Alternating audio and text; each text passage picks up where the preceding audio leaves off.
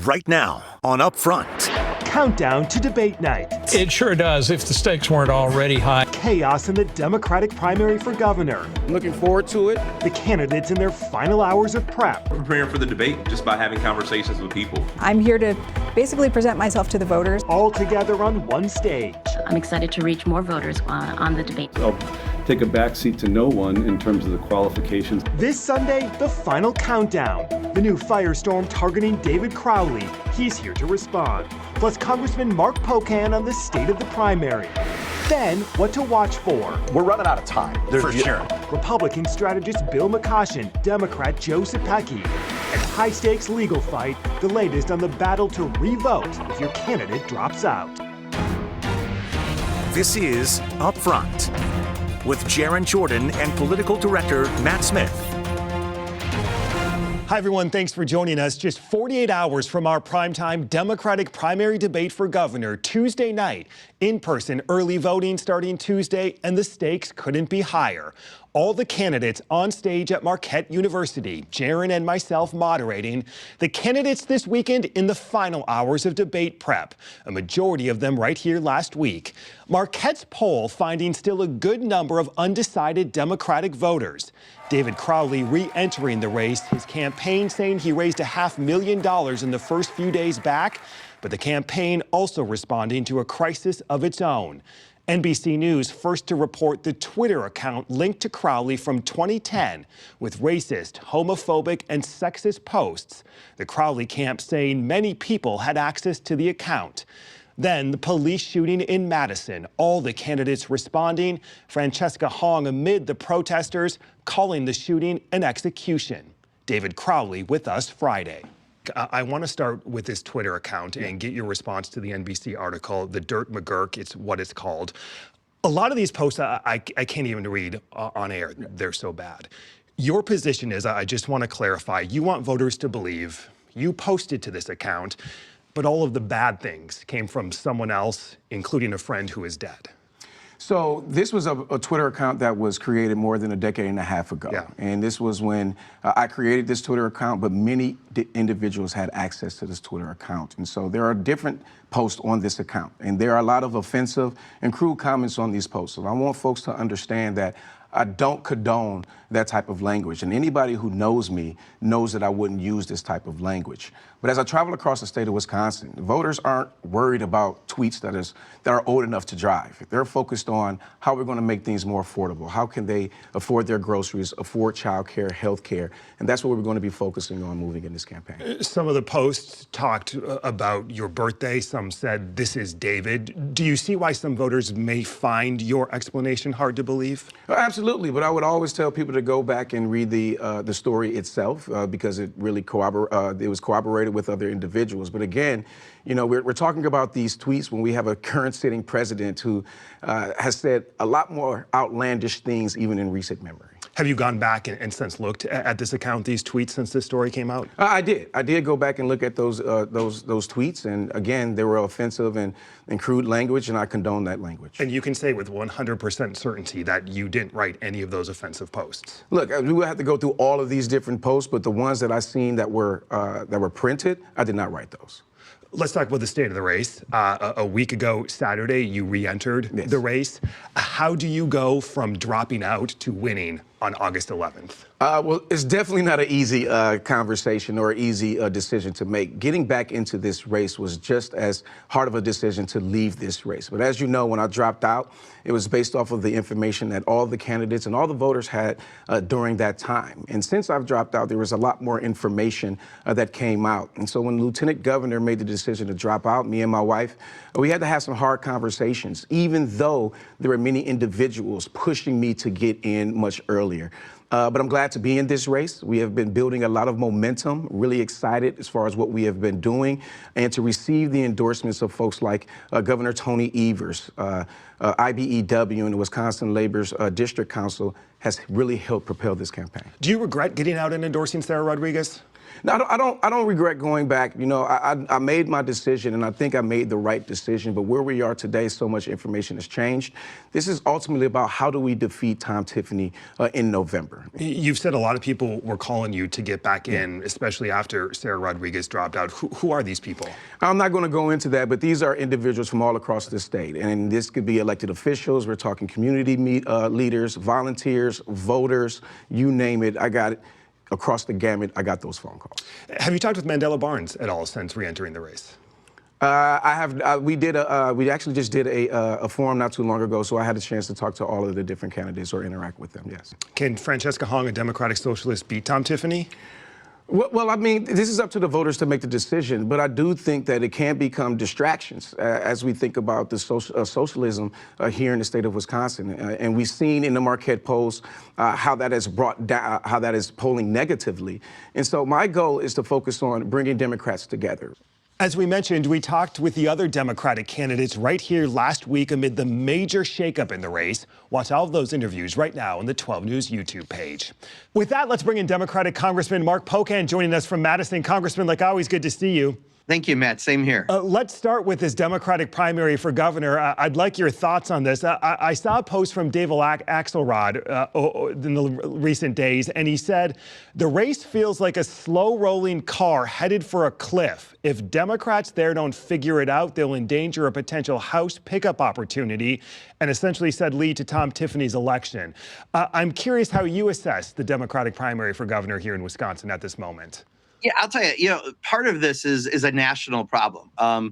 Too many campaigns rely on consultants bluntly from big houses in Virginia who rarely get up off of the chair they're sitting in, and they give advice on campaigns. And the problem is, we've seen this across the country, they're misreading the primary electorate pretty significantly, and they're giving a lot of bad advice. And, my advice to any of the candidates running is, do what you think is best for your own campaign, because these consultants are not reading. The primary electorate is very upset with Donald Trump and what he's doing to the country. They want to see the strongest possible response. They also want to make sure we're winning these races. So especially in Wisconsin, we've seen that in the polling.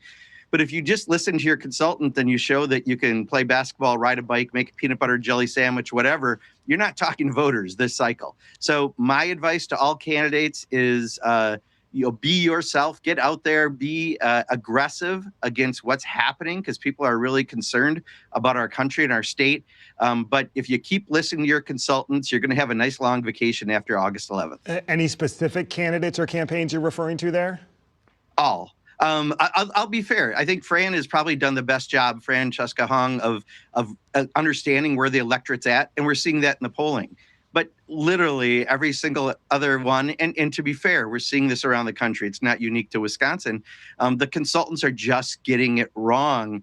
And don't let the consultant make you the second or third place finisher in a Democratic primary. If you really want to be governor, it's time for you to take charge of your campaign. That's my advice. Are you going to endorse ahead of the primary? I always take the role of, if people do anything out of bounds that's going to hurt the nominee, I call them privately first, and I'll call them out publicly second if they don't stop doing it. I've never in 12 years had to get to that second stage. I'm hoping this isn't the year that I have to. But, I want to make sure that we understand who we're beating is a Trump acolyte, Tom Tiffany.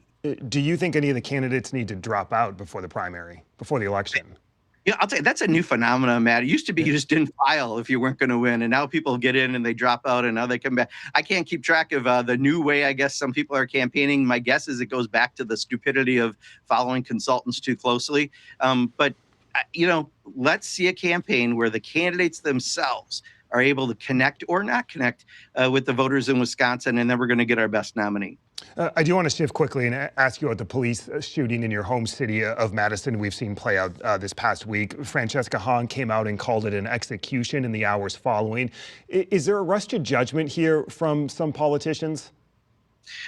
I'll be honest. I mean, my day gig gets in my way of being able to look at this as closely. I do want to get more information to see what happened. I've seen the video. I think that other people have seen.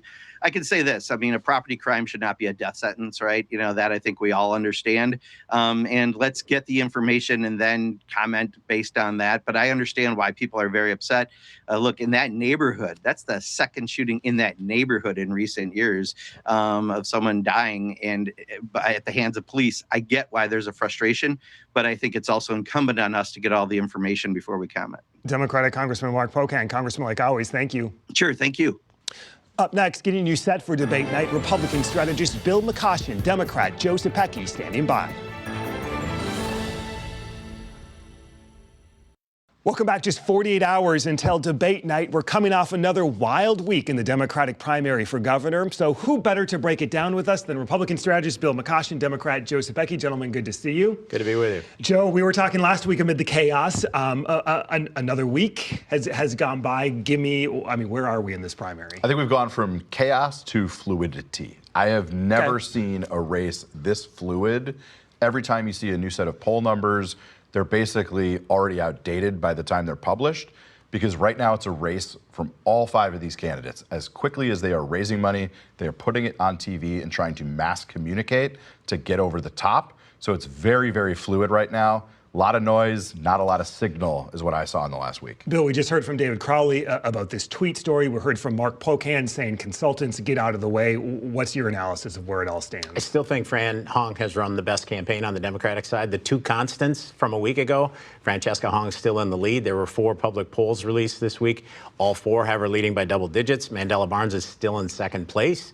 Although some of the polls have him dropping somewhat, he's still in second place, so the debate means a lot to him. And now the variable is David Crowley's back in the race, and I've got him at third. And that's, I think, where he'll end up on the Marquette poll next Wednesday, but we'll see. He could be tied with Mandela Barnes by next Wednesday. Does what we're seeing in the Democratic primary, is this a gift to Tom Tiffany, or does all of that vanish come April or August 12th? Well, you're in a new ballgame. I mean, there will be roughly 1 million voters in the primary, 500,000 on the Democratic side, a little bit less than that on the Republican side. There'll be 2.8 million in the general election. So it's a totally different animal altogether. I think this has worked well for Tiffany. I think he's run a really smart spring and summer strategy where he's building his name ID and building his favorables. And he'll be ready for contrast on August 12th. We got a lot of time between now and August 11th. Do you think Democrats unite after the primary, no matter what happens in these final days? I would not describe this as a lot of time, but my message to Democrats is you better find a way to, on August 12th, link arms and march towards the fall,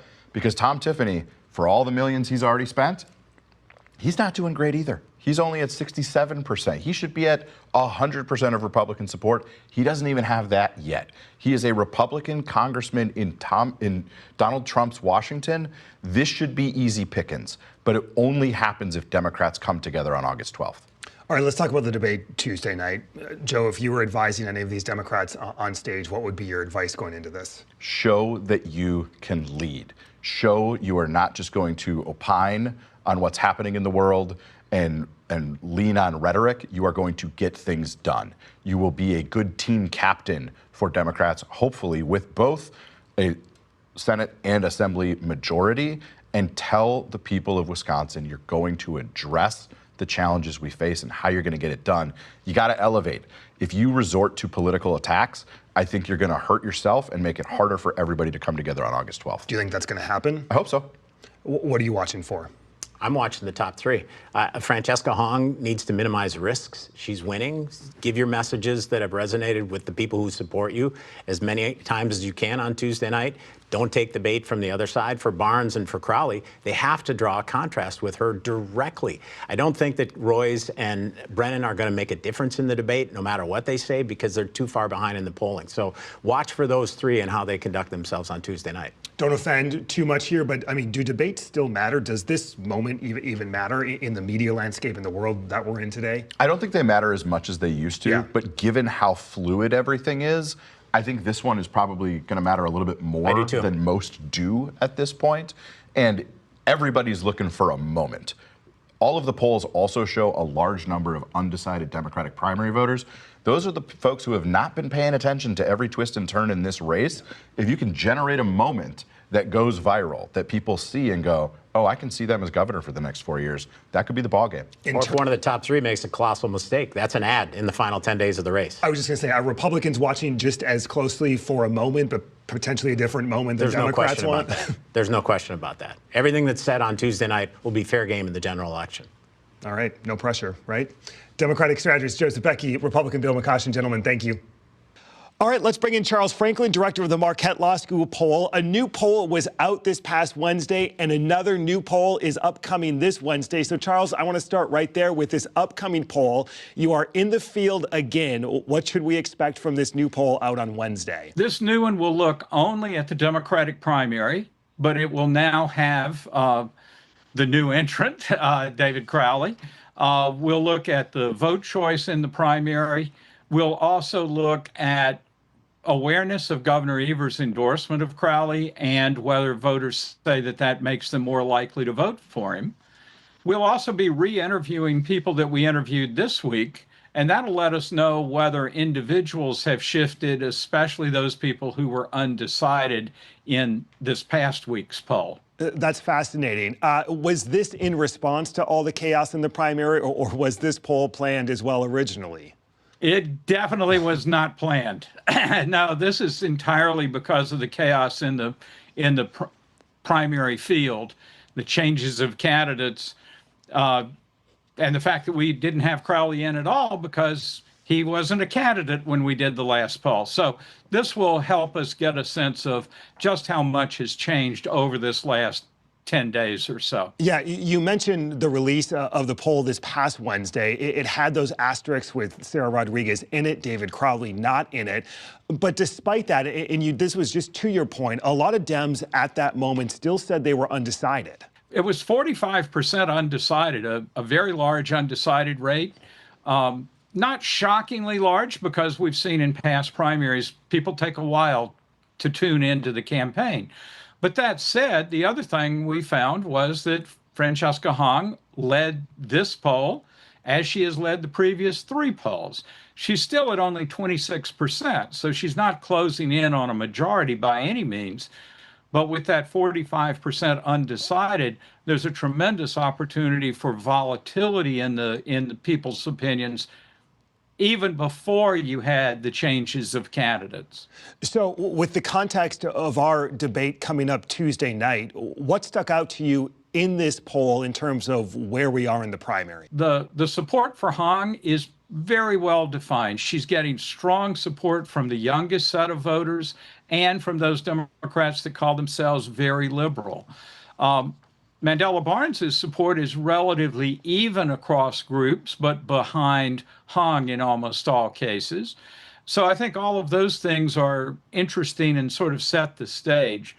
The other thing is what people think is important. The economy just continues to dominate in what people say is the most important issue. It's the number one issue for inflation and the cost of living. The other notable thing is that data centers, as much as they've been talked about, only 5% name data centers as the most important issue. Brings us back to the economy on all the other issues. A debate Tuesday night, a new poll Wednesday morning. It'll be another busy week. Charles Franklin, director of the Marquette Law School poll. Charles, thank you. Thank you. Up next, the legal battle to revote 16 days from the election. Requesting to spoil a ballot because of a mistake or damage has always been a thing available to voters. It still is. Welcome back. A high-stakes legal fight underway this weekend as already nearly 100,000 voters have returned their absentee ballots. A group of voters backed by the state Democratic Party now suing the Elections Commission, asking a Dane County judge to immediately order the commission to rescind its guidance and allow voters right now in the primary to request a new absentee ballot if their candidate drops out. The commission approving the new guidance earlier this month. Commission Chair Don Millis with us this past week. I think it's crazy to do this right now. And I understand it's very unfortunate. You've got some people who have probably voted for candidates who have withdrawn. And I'm certainly sympathetic to that. But that's life in the big city. That happens all the time.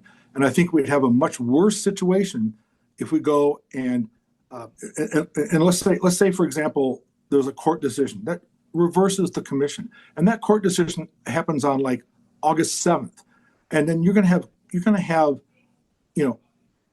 perhaps hundreds, maybe thousands of voters descending on their clerk saying, we want our ballots back. Commissioner Ann Jacobs, a Democrat, disagreeing and voting against the change, writing in a social media post, quite simply, we should never do this to voters. We shouldn't change the rules in the middle of an election. The lawsuit now potential chaos for clerks the next 2 weeks. We want to help voters navigate through that process. It's very complicated with the messaging that's happening. And if it were to change again, we would be out there getting the word out and, depending on local media, local news, social media, friends and neighbors to get the word out. And like I said, it can be confusing around this time. You're getting inundated with text messages from candidates, emails, mail, and we're here to be the bastion of truth and to help navigate what can be sometimes a complex system. All right, where to watch the debate next. Tuesday night, it's debate night in Wisconsin. All the candidates for governor on stage with us from Marquette University, 7 p.m. live right here on WISN 12 in Milwaukee, WBAY in Green Bay, and your .2 stations in Madison, Wausau, Eau Claire, and La Crosse. The debate will also be streaming live in the WISN 12 News app, the 12 News Facebook and YouTube pages, wherever you are.